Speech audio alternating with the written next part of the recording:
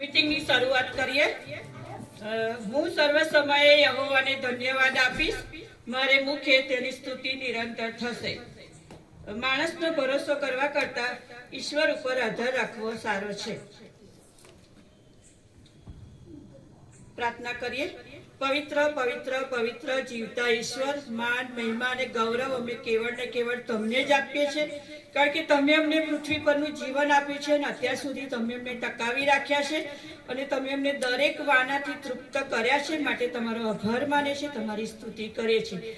પ્રભુ, જીવનમાં સંઘર્ષો હોય છે, મુશ્કેલીઓ હોય છે, પ્રશ્નો હોય છે, પણ એ દરેકમાં તમે અમારી સાથે હોય છો, માટે આભાર માને છે। અત્યારે અમારી આ આત્મિક જાગૃતિની મીટિંગને તમે આશીર્વાદિત કરજો। અહીંયા પ્રભુ જે કંઈ પ્રભુ અમારો ગીતો ગાવું, વાજિંત્રો વગાડવા અને પ્રભુ જે કંઈ સંદેશો હોય કે પ્રભુ જે કંઈ અમારી ક્રિયા હોય તેમાં તમે તમારો પુષ્કળ આશીર્વાદ આપજો। તમારી હાજરીનો અનુભવ થવા દેજો।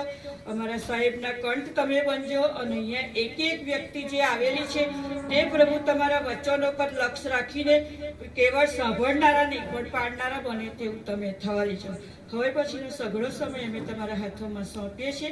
પ્રભુ ઈસુના નામમાં માંગીએ છીએ, સાંભળો અને સ્વીકાર કરો, આમેન। ભજન સંગ્રહમાંથી ગીત નંબર 340 અને ક્વાયરના બાળકો સાથે આપણે ગાઈશું।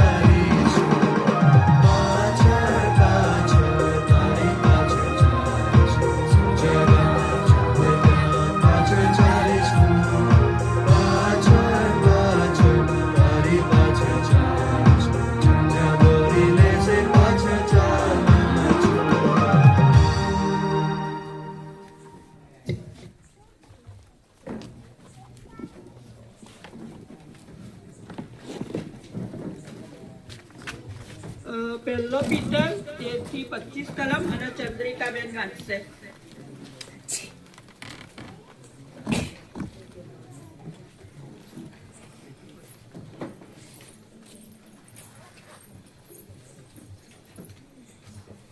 પ્રભુના વચનો આપણે વાંચીશું તથા સાંભળીશું। પિત્તરનો પહેલો પિત્તર અને પહેલો અધ્યાય 13 થી 25 કલમ।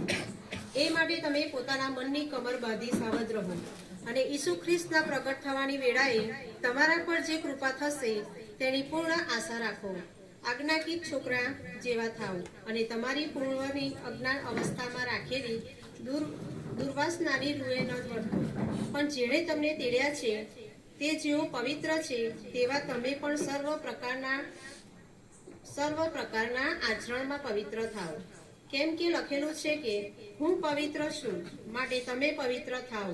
અને જે પક્ષપાત વગર તેની કરણી પ્રમાણે દરેકનો ન્યાય કરે છે તેને જો તમે પિતા કહીને વિનંતી કરો છો તો તમારા અહીંના પ્રવાસનો વખત બીકમાં કાઢો, કેમ કે તમે જાણો છો કે તમારા પૂર્વજોથી ચાલતા આવેલા અવર્થા આચરણથી વિનાશી વસ્તુઓ વડે એટલે રૂપા અથવા સોના વડે નહીં, પણ ખ્રિસ્ત જે નિષ્કલંક તથા નિર્દોષ હલવાન જેવો છે તેના મૂલ્યવાન રક્તથી તમારો ઉદ્ધાર કરવામાં આવ્યો છે. તે તો જગતના મંડાણ અગાઉ નિર્માણ થયેલો હતો ખરો, પણ તમારે સારું આ છેલ્લા કાળમાં તે પ્રગટ થયો. તે દ્વારા તમે દેવ પર વિશ્વાસ કરો છો. તેણે તેને મોહિલામાંથી ઉઠાડ્યો અને મહિમા આપ્યો કે જેથી તમારો વિશ્વાસ તથા આશા દેવ પર થાય. તમે સત્યને આધીન રહીને ભાઈઓ પરની નિષ્કપટ પ્રીતિને માટે તમારા મન પવિત્ર કર્યા છે. માટે ખરા અંતકરણથી એકબીજા ઉપર આગ્રહથી પ્રીતિ કરો, કેમ કે વિનાશી બીજથી નહીં પણ અવિનાશીથી દેવના જીવન તથા સદાકાળ રહેનાર વચન વડે તમને પૂર્ણ જન્મ આપવામાં આવ્યો છે. કેમ કે સગડા પ્રાણી ઘાસના સરખા છે અને તેઓનું સગડું ગર્વ ઘાસના ફૂલ સરખું છે. ઘાસ સુકાઈ જાય છે ને તેનું ફૂલ ખરી પડે છે, પણ પ્રભુનું વચન સદાકાળ રહે છે. અને જે સુવાર્તાનું વચન તમને પ્રગટ કરવામાં આવ્યું છે તે એ જ છે. પ્રભુ તેના વાંચેલા વચનો પર આશીર્વાદ. આપણે વિશેષ પ્રાર્થનામાં જઈએ કે આપણને પ્રાર્થનામાં દોરશે.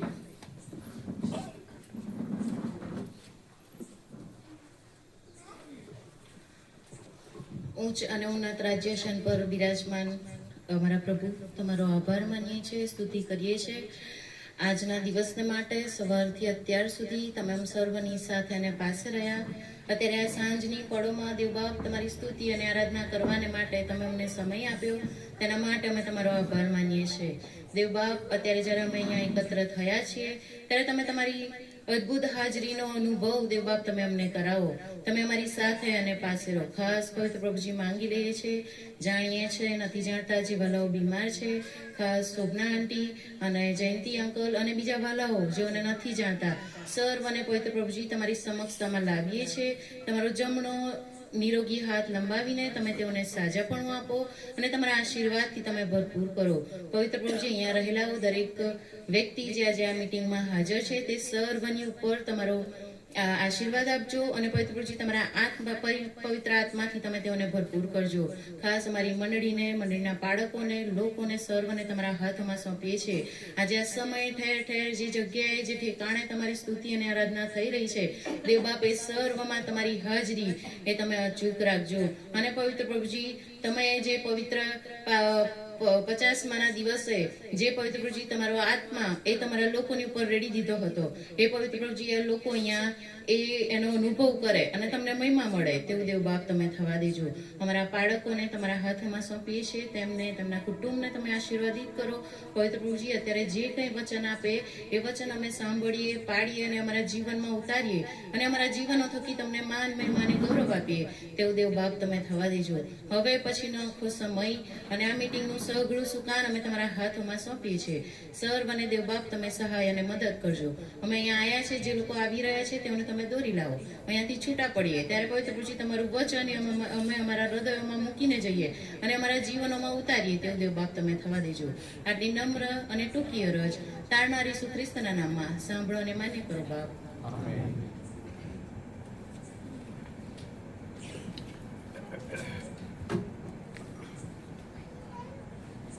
આવકાર વિધિમાં જઈશું. બેન માટે બહુ જ આભાર. અને प्रभु ने स्तुति करी. कितना शब्दों से यहोवा के लिए एक नया गीत गाओ.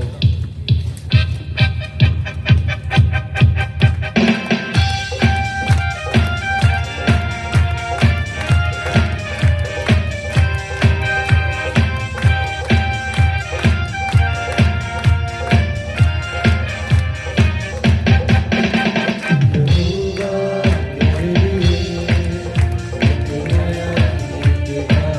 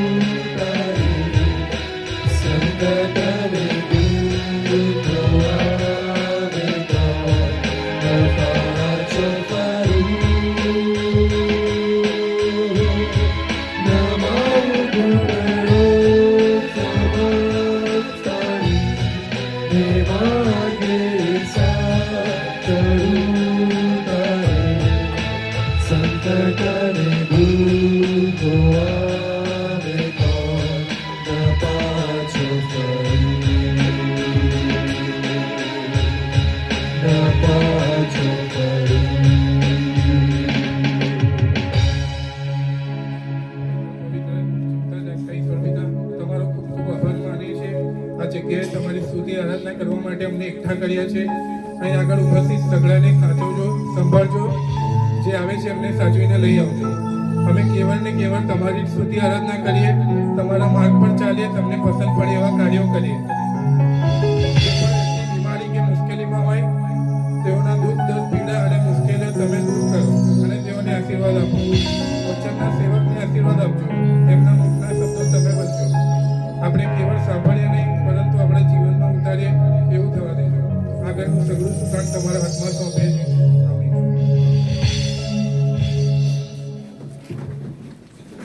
સંદેશા પર જઈશું અને રેવરન્ડ ડેવિડ સર આપણને સંદેશામાં દોરશે.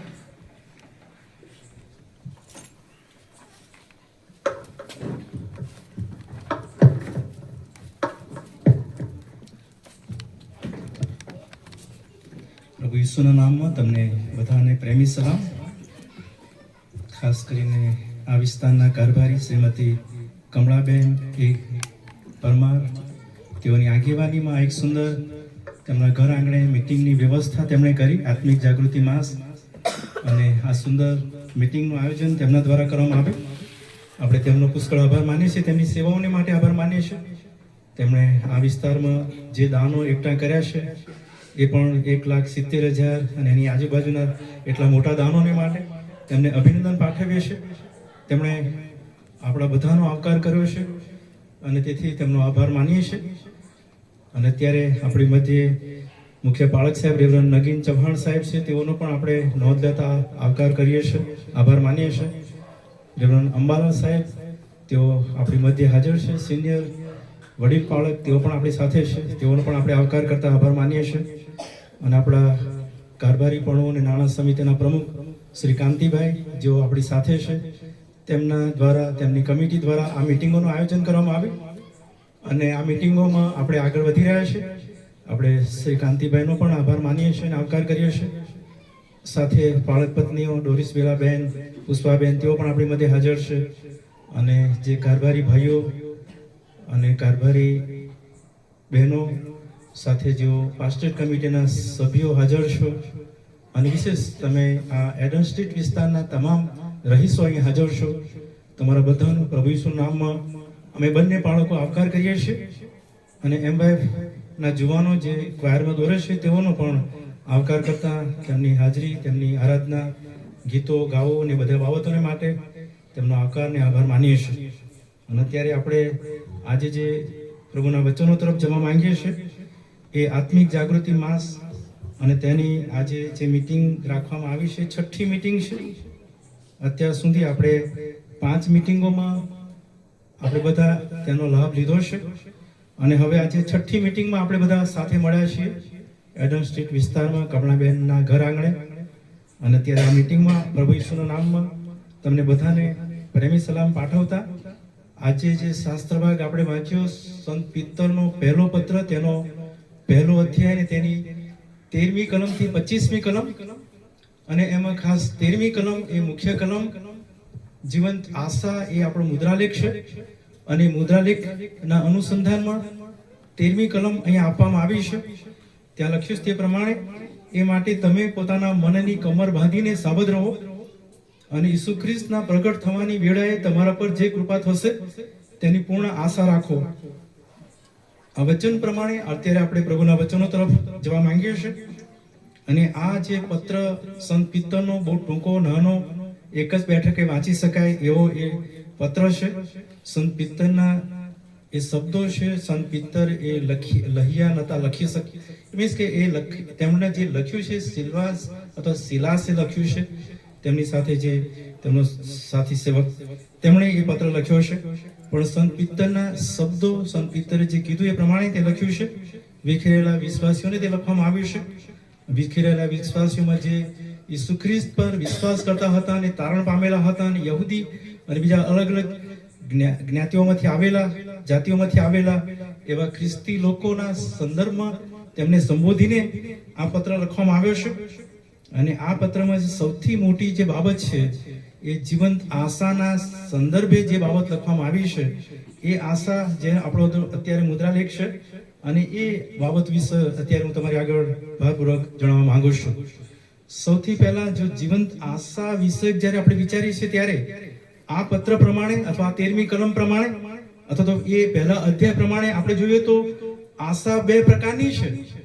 આપણા જીવનમાં ઈસુ ખ્રિસ્ત દ્વારા જે આશા મળી છે તે, અને બીજી જે આશા છે તે જે માનવીય જગતમાં માનવીય દ્વારા જે આશા આપણને પ્રાપ્ત થાય છે તે.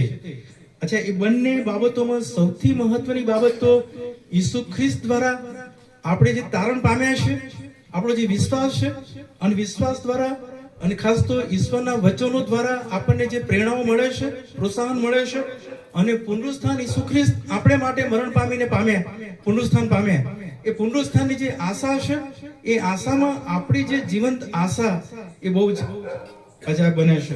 અને એટલા માટે અહીં જે બે પ્રકારની આશા વિશે આ 13મી કલમમાં જે બાબત લખવામાં આવી છે, એ પહેલા અધ્યાયની અંદર જ્યારે હું જોતો હતો ત્યારે પહેલા અધ્યાયની 3જી કલમની અંદર ત્યાં લખવામાં આવ્યું છે તે પ્રમાણે આપણે નવો જન્મ જ્યારે લઈએ છીએ અથવા તો નવો જન્મ પામીએ છીએ અથવા તારણ પામીએ છીએ ત્યારે જીવંત આશા આપણા જીવનમાં ઊભી થાય છે.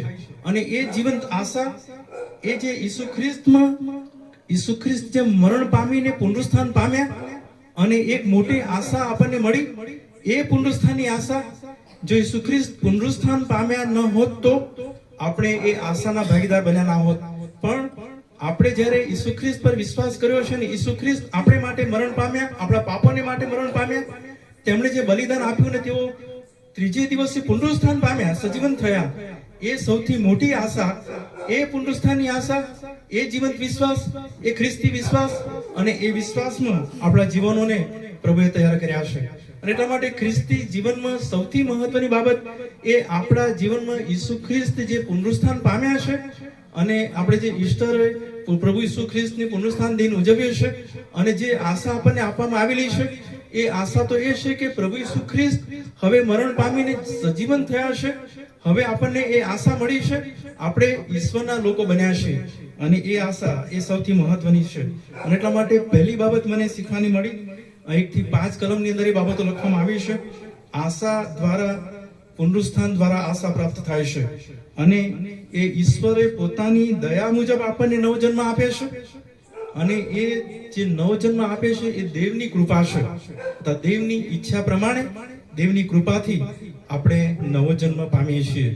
અથવા આપણી જે જીવનની જે જીવનશૈલી છે, અથવા આપણે જે રહીએ છીએ, અથવા આપણી પાસે જે આપણા જીવનની જે સ્થિતિ છે, એટલી બધી સારી હોતી નથી. આપણે બહુ નબળા માણસો છીએ, અધૂરા માણસો છીએ, પાપી માણસો છીએ. બધી રીતે આપણે ઈશ્વર પ્રભુના લાયક વ્યક્તિઓ નથી. પણ જ્યારે પ્રભુ આપણી પર કૃપા કરે છે ત્યારે આપણે તારણ પામીએ છીએ, નવો જન્મ પામીએ છીએ, અને એ તારણ, નવો જન્મ પુનરુત્થાન સાથે સંકળાય છે. અને એ જે પુનરુત્થાન એટલા માટે કે હવે ઈસુ ખ્રિસ્ત સજીવન થયા છે, અને એક મોટી આશા આપણા જીવનને માટે આશીર્વાદિત બની છે. અને એટલા માટે નવા જન્મ દ્વારા અથવા તો ઉદ્ધાર દ્વારા મળેલી આશા એ કદી નિષ્ફળ જતી નથી, અથવા તો એમ પણ કહી શકાય કે કદી મરી જતી નથી, અથવા તો આપણે એ પ્રકારની આશા કદી બગડતી નથી, અથવા એ પ્રકારની આશા કદી નાશ પામતી નથી. અને સ્વર્ગમાં આપણા માટે એક વારસો રાખવામાં આવ્યો છે, અને તેના આપણે ભાગીદાર બનીએ છીએ. આ આશા એ પરિસ્થિતિઓ પર આધારિત નથી. આ આશા એ ઈશ્વરની શક્તિથી રહેલી સુરક્ષિતતા છે, એ રક્ષણ છે ઈશ્વર તરફનું, અને એ આપણે પ્રાપ્ત કરીએ છીએ. અને એટલા માટે આ આશા એ ઈશ્વર તરફની અદ્ભુત કૃપા છે, ઈશ્વરનું અદ્ભુત દાન છે, અને પુનરુત્થાન દ્વારા એ સફળ થયું છે. ઈસુ ખ્રિસ્ત મરણ પામીને આપણા માટે સજીવન થયા, અને એ આશા આપણા જીવનને માટે મોટી બળવત્તર બને છે, મજબૂત બને છે. અને એટલા માટે પરિસ્થિતિઓ પર આધારિત રહેતી નથી. દાખલા તરીકે એક બાળક જે અનાથ આશ્રમમાં છે, અને એ બાળકના વાલી કોઈ નથી, એનું સારું ભવિષ્ય નથી, પણ જ્યારે કોઈ સારો દંપતી તેને દત્તક તરીકે લેશે ત્યારે એ બાળકને માટે એક પરિવાર ઉભો થાય છે, એનું ભવિષ્ય ઊભું થાય છે, અને એ પરિવારનો વારસદાર બને છે. અથવા એ બાળક જ્યારે પરિવારનો વારસદાર બને છે ત્યારે હવે તેના માટે એક વારસો ઉત્પન્ન થાય છે, અને એ બહુ મોટો વારસો ઉત્પન્ન થાય છે. તમે જો ગલાતીઓની પત્ર અને તેનો 4થો અધ્યાય અને તેની શરૂઆતની કલમો વાંચો, ત્યાં સંત પાઉલ આ પ્રમાણે જણાવે છે, હવે હું કહું છું કે વારસ જ્યાં સુધી બાળક છે ત્યાં સુધી સગડાનો માલિક, છતાં પણ તેનામાં ને દાસમાં કંઈ ફેર નથી, પણ બાપે ઠરાવેલી મુદત તે વાલીઓ તથા કારભારીઓને આધીન છે. એ પ્રમાણે આપણે પણ જ્યારે બાળક હતા ત્યારે જગતના તત્વોને તાબે રહીને દાસત્વમાં હતા, પણ સમય પૂરો થયો ત્યારે તેણે સ્ત્રીથી જન્મેલો અને નિયમને આધીન જન્મેલો એવો પોતાનો પુત્ર મોકલી આપ્યો. ઈસુ ખ્રિસ્તમાં આપણને એ અદ્ભુત આશા પ્રાપ્ત થઈ છે અને પુનરુત્થાન દ્વારા એ આશાને સફળ ને મજબૂત કરવામાં આવી છે. અને એટલા માટે પહેલી જે બાબત અહીંયા આ શાસ્ત્ર ભાગના અનુસંધાનમાં શીખવાની મળે છે, એ આશા તો પુનરુત્થાન દ્વારા આપણને પ્રાપ્ત થઈ છે. હવે જ્યારે એ વચનોમાં આગળ જઈએ છીએ ત્યારે બીજી જે સૌથી મહત્વની બાબત દેખાય છે તે કસોટીઓ કે પરીક્ષાઓ, ઈશ્વર તરફથી જે કસોટીઓ આવે છે એ જીવન આશાને તેજસ્વી બનાવે છે અથવા મજબૂત કરે છે. આપણી જે આશા છે, અયુબે જે ઈશ્વર પર આશા રાખી હતી, પણ એના જીવનમાં જે કસોટી કાળ શરૂ થયો, જે પ્રકારની પરિસ્થિતિ ઊભી થઈ, એનાથી એ વધારે વિશ્વાસમાં મજબૂત બન્યો, એની કસોટીમાં એ પાર નીકળ્યો અને એ જ્યારે સંકટ અને દુઃખોનો સામનો કરતો હતો ત્યારે એ સંકટ કે દુઃખોનો સામનો કરવો પડ્યો ત્યારે પ્રભુએ તેને વધારે આશીર્વાદ આપ્યો, પ્રભુએ તેને વધારે મજબૂત કર્યો. જેમ સોનું આગમાં નાખવામાં આવે અને તેને શુદ્ધ કરવામાં આવે, અને સોનું જ્યારે આગમાં નાખીએ ત્યારે એ સોનું બળી જતું નથી, પણ એમાં અશુદ્ધિઓ ખલાસ થઈ જાય છે. અને એ જ રીતે જ્યારે આપણા જીવનોને પણ કસોટીમાં લાવવામાં આવે છે, પરીક્ષામાં લાવવામાં આવે છે, પ્રભુએ કસોટી કરે છે, અને એવી સ્થિતિમાંથી આપણે જ્યારે પસાર થઈએ છીએ ત્યારે આપણા જીવનમાં પણ હવે એ પ્રકારની જાણે કે આશા ઉત્પન્ન થાય છે. અને એ જે આશા ઉત્પન્ન થાય છે એ શુદ્ધતા, એ પવિત્રતા એ જીવનને બાંધે છે અને એમાં વધારે મજબૂતાઈ આપે છે. હું તમને કહીશ કે એમ વિશ્વાસી વ્યક્તિના જીવનમાં જે આવતી મુશ્કેલીઓ કે પ્રશ્નો કે જે કઈ પ્રકારની પરિસ્થિતિઓ એ માણસના તેના વિશ્વાસને, તેના જીવનને મજબૂત કરવાને માટે, ઈશ્વર સાથેના સંબંધને મજબૂત કરવાને માટે આવે છે. અને એ મહત્વની બાબત, એ જીવંત આશા એ આગમાં પણ ચમકે છે. જેમ સોનું આગમાં ચમકીને બહાર આવે છે, તેમ દુઃખ એ તત્કાલ કે ક્ષણિક આપણે કહી શકીએ, પણ એ થોડા માટે જ છે. સંકટ કે દુઃખ સદાકાળ માટે નથી. સદાકાળ તો ઈશ્વરનો મહિમા છે અને એ જીવંત આશા દુઃખમાં પણ આનંદમાં ફેરવાય છે. એટલે ખ્રિસ્તી વિશ્વાસમાં આવતી તકલીફો, ખ્રિસ્તી વિશ્વાસમાં આવતા સંકટો એ વિશ્વાસમાં આશા બાંધે છે અને એ આશામાં તેમના જીવનને સદાકાળને માટે ઈશ્વરના મહિમામાં લઈ જાય છે. અને એ અયુબના જીવનમાં એ પ્રકારે બન્યું. પ્રભુના જે લોકો તેમાંથી પસાર થયા એ બધા લોકોના જીવનમાં એ પ્રકારે બન્યું. પ્રભુએ તેમને એ પ્રકારે તૈયાર કર્યા. કેમ? કારણ કે ઈશ્વર જેઓને પકડે છે, જેઓને ઉદ્ધાર આપે છે, જેઓને શુદ્ધ કરે છે, તે સદાકાળને માટે બને છે અને એ સદાકાળ પ્રભુની સાથે ચાલે છે. અને એટલા માટે ત્યાં જીવંત આશા મજબૂત થાય છે. એ પરીક્ષણો કે પરીક્ષાઓ કે પરિસ્થિતિઓ કે દરેક સ્થિતિમાં એ ઘડાય છે, એ શુદ્ધ થાય છે, એ મજબૂત થાય છે અને મજબૂતાઈથી તે બહાર આવે છે. અને એટલા માટે 6ઠ્ઠી કલમથી 12મી કલમ જો તમે વાંચો પહેલા અધ્યાયમાં સંત પિત્તરના, તો ત્યાં એ બાબત વિશે વધારે ભાર મૂકવામાં આવ્યો છે કે વિશ્વાસીઓને દુઃખમાં અને સંકટનો સામનો કરવો પડે તો પણ તેમના જીવનમાં તેમનો જે વિશ્વાસ છે, વિશ્વાસમાં તેઓ ઘડાઈને એક અમર આશા અને જીવંત આશામાં તેઓ મજબૂત થાય છે. ત્રીજી બાબત આ જ કર્મોની અંદર જે લખવામાં આવી છે તે પ્રમાણે જીવંત આશા એ પવિત્ર જીવન બનાવે છે. અને હું તમને કહીશ કે પવિત્ર જીવન તરફ એ પ્રકારની આશા આપણને દોરી જાય છે. એ 13મી કલમથી 16મી કલમમાં તમે વાંચો ત્યાં એ પ્રમાણે લખવામાં આવ્યું છે. હું તમારી આગળ કહીશ કે જે 13મી કલમમાં લખવામાં આવ્યું છે તે પ્રમાણે પોતાના મનની કમર બાંધીને સાવધ રહો. એ જે શબ્દો આપણે છે એમાં 3 મુખ્ય બાબતો છે. એમાં પહેલી બાબત છે એ મનની કમર બાંધો એટલે આધ્યાત્મિક રીતે, આત્મિક રીતે તૈયાર થાઓ. બીજી બાબત કે એ જ્યારે આત્મિક રીતે તૈયાર થઈએ છીએ ત્યારે આપણે આ જગતમાં બધા જ પ્રકારની પરિસ્થિતિઓમાં સાવધ રહીએ. અને ત્રીજી બાબત કે આપણને પૂર્ણ આશા આપવામાં આવી છે અને એ પૂર્ણ આશા આપણે રાખવાની છે. અને એ આશામાં આપણે નિરાશ થવાનું નથી અને ઈશ્વરની સાથે રહીને ધીરજથી ઈશ્વરની વાટ જોઈને, ઈશ્વરના વચનો તરફ જઈને, ઈશ્વર સાથેના સંબંધમાં હવે એ આશામાં મજબૂત થવાનું છે. અને એટલા માટે પ્રભુનું વચન અહીંયા આગળ આપણને યાદ દેવડાવે છે 16મી કલમમાં. ત્યાં લખ્યું છે તે પ્રમાણે હું કેમ કે 16મી કલમ કેમ કે લખેલું છે કે હું પવિત્ર છું માટે તમે પવિત્ર થાઓ. પ્રભુ પોતે પવિત્ર છે અને તેના લોકોને પવિત્ર થવાને માટે આપણને તૈયાર કરવાને આશા આપવામાં આવી છે. હું તમને કહીશ કે એફએસના પત્રમાં જે પેલો સૈનિક વિશે લખવામાં આવ્યું છે કે સૈનિક યુદ્ધને માટે તૈયાર થાય, અને ત્યાં લખ્યું છે તે પ્રમાણે એફએસના પત્રના 16મા અધ્યાયથી 6ઠા અધ્યાયથી તે કલમો આપણે વાંચીએ ત્યાં આ પ્રમાણે લખવામાં આવ્યું છે. એફએસનું પત્ર તેનો 6ઠો અધ્યાય તેની 14મી કલમ, સત્યથી તમારી કમર બાંધીને ન્યાયપણાનું બખ્તર પહેરીને શાંતિની સુવાર્તાની તૈયારી રૂપી જોડા પહેરીને ઉભા રહો. સર્વ ઉપરાંત વિશ્વાસની ઢાલ ધારણ કરો, તમે દુષ્ટના બળતા ભાલાઓ હલવી શકશો. વળી તારણનો ટોપ પહેરો તથા આત્માની તલવાર જે દેવનું વચન છે તે લો, અને આત્મામાં સર્વ પ્રકારે હર વખત પ્રાર્થના તથા વિનંતી કરો. તેને અર્થે સઘળા સંતોને માટે સંપૂર્ણ આગ્રહથી વિનંતી કરો અને જાગૃત રહો. આ જે યુદ્ધને માટે સૈનિકને જે હથિયાર ધારણ કરીને તારનો ટોપ પહેરવાને અને જે બાબતો કહેવામાં આવી છે એ આત્મિક જીવનના સંદર્ભમાં છે. અને એ આત્મિક જીવનમાં આપણે સત્યથી કમર બાંધીને એને કે અહીં જે પ્રકારના શસ્ત્રો ધારણ કરવાની વાતો કરવામાં આવી છે એ શસ્ત્રોના અનુસંધાનમાં આપણે બેદરકાર રહીએ નહીં. જો આપણે બેદરકાર રહીએ છીએ અથવા જો ખોટા આત્મવિશ્વાસમાં રહીએ છીએ તો આપણે નિષ્ફળ જઈએ છીએ. શૈતાન ફાવી જાય છે, આપણને હરાવે છે અને આપણે અંધકાર તરફ ચાલ્યા જઈએ છીએ. એટલે મનની કમર બાંધો એટલે હું તમને કહીશ કે વચન આપણો વિચાર કે વર્તન કે આપણો વ્યવહાર કે આપણા જીવનમાં જે સ્થિતિ છે, વાણીની સ્થિતિ, એ બધામાં આપણે આપણો જે દેખાવ છે વિશ્વાસથી તૈયાર થવાનું છે. અને એ જ્યારે વિશ્વાસથી તૈયાર થવાનું છે ત્યારે જીવંત આશા એ માણસના જીવનને માટે બહુ જ મજબૂત બને છે.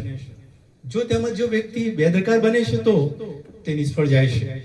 પણ જે વ્યક્તિ સફળ થવાને માટે ઈશ્વર સાથેના સંબંધમાં એ આત્મિક શસ્ત્રો ધારણ કરે છે, સત્યથી કમર બાંધીને પ્રાર્થના અને આરાધના અને ઈશ્વરનું ભજન અને એ બધા દ્વારા તારણ પામીને હું તમને કહીશ કે એ વચનોથી ઈશ્વરના સંદર્ભમાં મજબૂતાઈ તે હાંસલ કરે છે, જીવંત આશામાં તે મજબૂત બને છે અને એ મહત્વની બાબત છે. ત્રીજી ચોથી બાબત તમારે આગળ જણાવીશ આ કલમો પ્રમાણે. આ જીવંત આશા એ મુક્તિની કિંમત યાદ કરાવે છે. જો તમે 17મી કલમથી 21મી કલમ વાંચો તો ત્યાં એ પ્રકારે લખવામાં આવ્યું છે. ત્યાં જે બાબત લખવામાં આવી છે તે અહીં લખ્યું છે તે પ્રમાણે, કેમ કે તમે જાણો છો કે તમારા પૂર્વજોથી ચાલતા આવેલા અવર્થા આચરણથી વિનાશી વસ્તુઓ વડે, એટલે રૂપા તથા સોના વડે નહીં, પણ ખ્રિસ્ત જે નિષ્કલંક તથા નિર્દોષ હલવાન જેવો છે તેના મૂલ્યવાન રક્તથી તમારો ઉદ્ધાર કરવામાં આવ્યો છે. અને કે જીવંત આશાની જે મુક્તિની કિંમત છે એ આ જગતના સોનું કે રૂપું કે નાણાં કે એનાથી ખરીદવામાં આવેલું નથી. એ જે મુક્તિની જે આશા આપવામાં આવી છે એ ઈસુ ખ્રિસ્તના રક્તમાં ખરીદવામાં આવી છે. તેના માટે મૂલ્ય આપવામાં આવ્યું છે અને એ મૂલ્ય એ જીવંત મૂલ્ય છે. અને એ બલિદાન ઈસુ ખ્રિસ્તનું એ એકવાર આપવામાં આવ્યું છે, હલવાન તરીકે આપવામાં આવ્યું છે.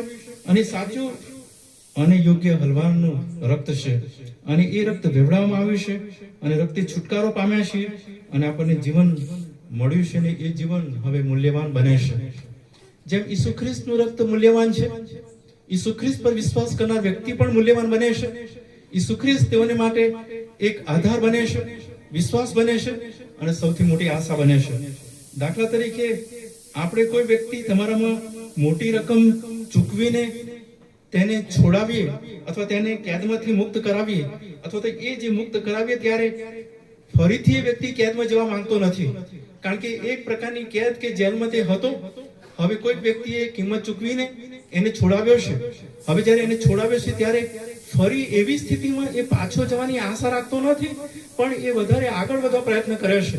અને એ જ બાબત કે તેમને જે કિંમત ચૂકવવામાં આવે છે અને એ જે કિંમત ચૂકવી છે એ સામાન્ય આ જગતના ધોરણો પ્રમાણે સોના રૂપાની નહીં કે પછી કોઈ નાણાકીય બાબતો નહીં અથવા બીજી કોઈ બાબતોથી નહીં, પણ ઈસુ ખ્રિસ્તના રક્ત દ્વારા એ ચૂકવવામાં આવી છે.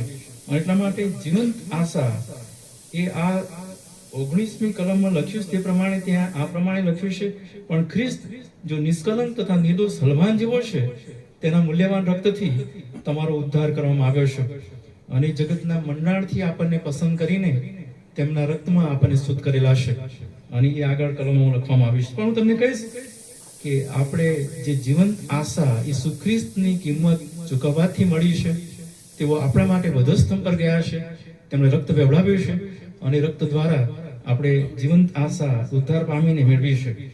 છેલ્લી બાબત કહીશ તમારી આગળ, પાંચમી બાબત, જીવંત આશા એ સત્યમાં અને પ્રેમમાં જીવવાનું શીખવે છે. આગળની કલમો જો તમે વાંચો 22મી કલમથી 25મી કલમમાં ત્યાં જે બાબતો લખવામાં આવી છે તેના અનુસંધાનમાં તમે સત્યને આધીન રહીને ભાઈઓ પરની નિષ્કપટ પ્રીતિને માટે તમારા મન પવિત્ર કર્યા છે.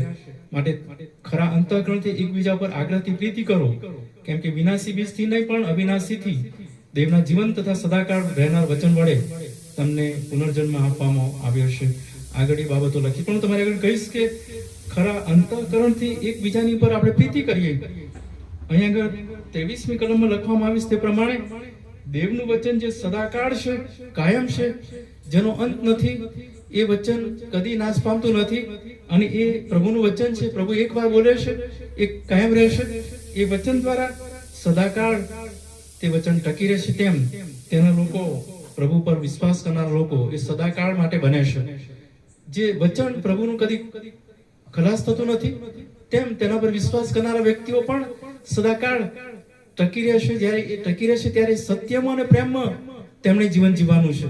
એ સત્યમાં અને પ્રેમમાં જીવન જીવવાને માટે ઈસુ ખ્રિસ્ત તરફ દ્રષ્ટિ રાખીને ચાલવાનું છે અને એના જે મૂળ છે એ મૂળ વધારે મજબૂતાઈ ભર્યા બને.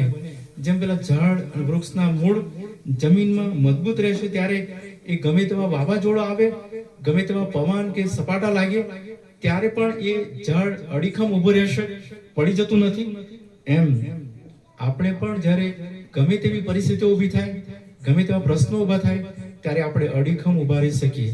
અને એટલા માટે ઈસુ ખ્રિસ્ત પરના વચન દ્વારા વિશ્વાસથી આપણે નવી આશાઓ પ્રાપ્ત કરીએ છીએ. અને એ ઈશ્વરના વચનો જે આપણા વિશ્વાસને બાંધે છે, એ ઈશ્વરના વચનોમાં આપણો વિશ્વાસ વધે છે. એ મુશ્કેલ સમયમાં પણ આપણે સત્યમાં રહી શકીએ છીએ, પ્રેમમાં ચાલી શકીએ છીએ. અને એટલા માટે હું તમને કહીશ કે આ જે જીવંત આશા આપણને આપવામાં આવી છે આ અધ્યાયની અંદર, એ આપણું ભવિષ્યને સ્થિર અથવા સુરક્ષિત કરે છે. અથવા બીજી બાબત તમારે આગળ કહીશ કે એ જે ભવિષ્યને સુરક્ષિત કરે છે એ મુશ્કેલ સમયોમાં આપણને મજબૂતાઈ આપે છે, ગમે તેવી પરિસ્થિતિમાં આપણા જીવનને બાંધે છે. અને ત્રીજી બાબત એમાં જીવનને પવિત્ર અને શુદ્ધતામાં લઈ જાય છે. એ જે પવિત્ર ઈશ્વર જે પવિત્ર છે, બાઇબલ આપણને પવિત્રતા પર ભાર મૂકે છે, એ પવિત્રતા જીવનમાં આવે છે અને એ પવિત્રતા આપણા જીવન દ્વારા ઈશ્વર સાથેના સંબંધમાં બને છે. કારણ કે ઈશ્વરના લોકો છે, ઈશ્વર જેવા છે, તેમના ગુણો છે, તેમની પ્રતિમા, એમનું સ્વરૂપ આપણે બનીએ છીએ, તેમના જેવા આપણે બનીએ છીએ. એટલે એ પવિત્રતા આપણે મેળવીએ છીએ. અને મુક્તિની કિંમત આપણને ત્યારે સમજાય છે કે આપણા માટે ઈસુ ખ્રિસ્તે વધસ્તંભ પર જઈને રક્ત વહેવડાવ્યું છે પાપોની માફીને માટે. એ સાચી મુક્તિ તેમણે આપણને આપણા જીવનને માટે આપી છે, એની સમજ પડે છે. અને છેલ્લી બાબત એ છે કે પ્રેમથી જીવવાની પ્રેરણાઓ મળે છે, સત્યમાં જીવન આગળ, ન્યાયી જીવન જીવવાનો આપણને વધારે મજબૂતાઈ હાંસલ થાય છે. અને પ્રભુ આ વચનો દ્વારા આપણી સાથે બોલે છે અને વચનોમાં આપણને સત્ય પ્રકાશ પવિત્ર આત્મા દ્વારા પ્રાપ્ત થાય છે અને એ આપણા જીવનને માટે જીવંત આશાઓ બને છે. ખ્રિસ્તી જીવનની જીવંત આશાઓ એ હું તમને કહીશ કે ઈસુ ખ્રિસ્તના જીવનથી અથવા ઈસુ ખ્રિસ્તના પુનરુત્થાનથી શરૂ થાય છે. તેમના રક્તમાં એ શુદ્ધતા પ્રાપ્ત થઈને તારણ મેળવીને આપણે છેક પ્રેમ ને સત્ય સુધી પહોંચીએ છીએ. અને એ આખો ક્રમ સંત પિત્તર તેના બીજા અધ્યાયની અંદર શરૂઆતની કલમોની અંદર જાણે કે આ પ્રમાણે કહેશે. તમે જો પાંચમી કલમ, ચોથી કલમથી વાંચીશ, બીજો પિત્તર તેનો પહેલો અધ્યાય, તેનાથી તેણે આપણને મૂલ્યવાન તથા અતિશય મોટા વચનો આપ્યા છે, જેથી તેઓ દ્વારા જગતમાંની જે દુર્વાસનાથી દુષ્ટતા થાય છે તેથી છૂટીને ઈશ્વરી સ્વભાવના ભાગીદાર તમે થાઓ. એ જ કારણ માટે સંપૂર્ણ પરિશ્રમ કરીને તમે પોતાના વિશ્વાસની સાથે ચારિત્ર ને ચારિત્રની સાથે જ્ઞાન ને જ્ઞાનની સાથે સંયમ ને સંયમની સાથે ધીરજ ને ધીરજની સાથે ભક્તિભાવ અને ભક્તિભાવની સાથે બંધુ પ્રીતિ ને બંધુ પ્રીતિની સાથે પ્રેમ જોડી દો. કેમ કે એ સગડા તમારામાં હોય અને તેઓની વૃદ્ધિ થાય તો તેઓ આપણા પ્રભુ ઈસુ ખ્રિસ્તના જ્ઞાન વિશે તમને આળસુ તથા નિષ્ફળ થવા દેશે નહીં. તમને હું કહીશ કે આ પ્રકારનો જે સ્ટેપ પુનરુત્થાનથી આપણા જીવનમાં ઉદ્ધારથી શરૂ થાય છે. ઈસુ ખ્રિસ્ત પુનરુત્થાન પામ્યા ત્યાંથી, અને એ ઉદ્ધારથી આપણે છેક સત્યતા અને અહીં જે ક્રમ આપવામાં આવ્યો છે એ બધા ક્રમમાં આપણે ધીરે ધીરે પગથિયા પ્રમાણે આગળ વધીએ છીએ. એ આપણી જીવન આશામાં આપણે મજબૂત બનીએ છીએ, અને આ પ્રકારે આપણું ખ્રિસ્તી જીવન વધારે આશાવાદી થાય છે. આ વચનો સમજવાની પ્રભુ આપણને બધાને વધારે ને વધારે સમજ આપે, આશીર્વાદ આપે. આમીન.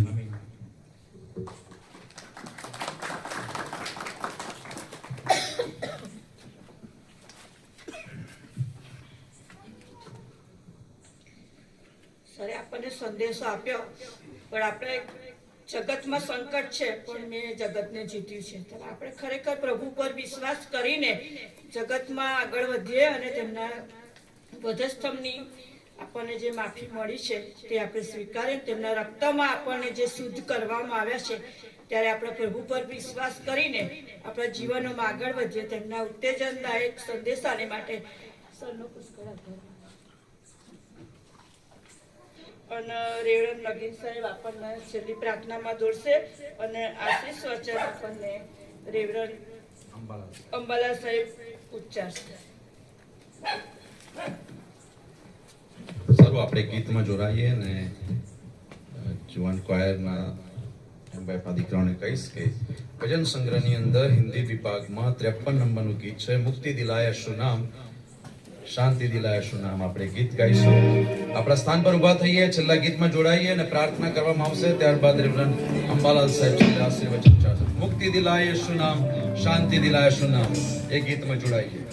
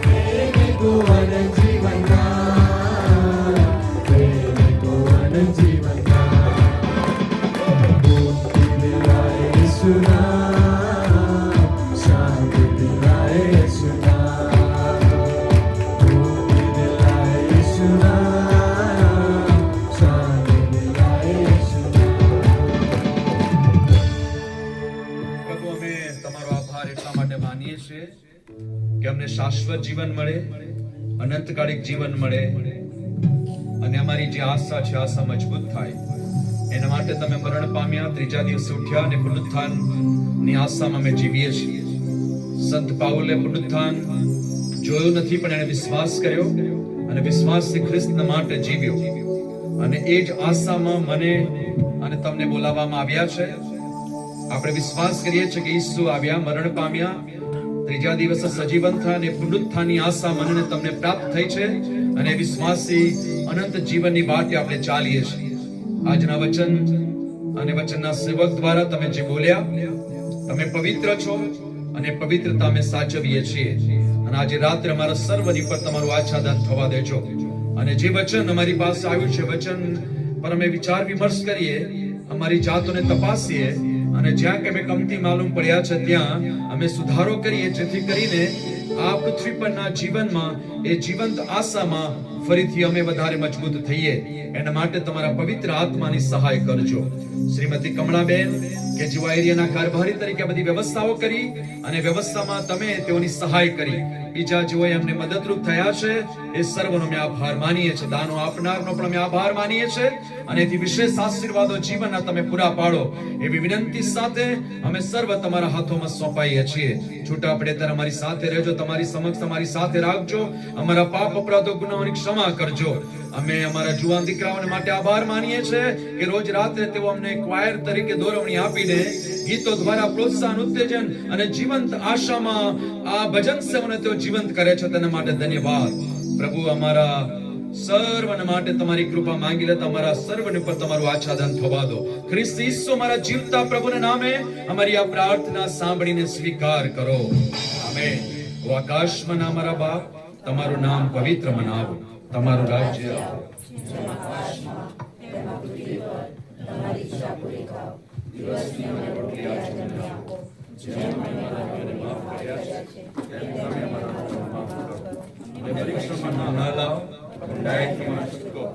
કેમ કે રાજ્ય, પરાક્રમ, મહિમા સર્વકાળ તમારા છે. આમેન.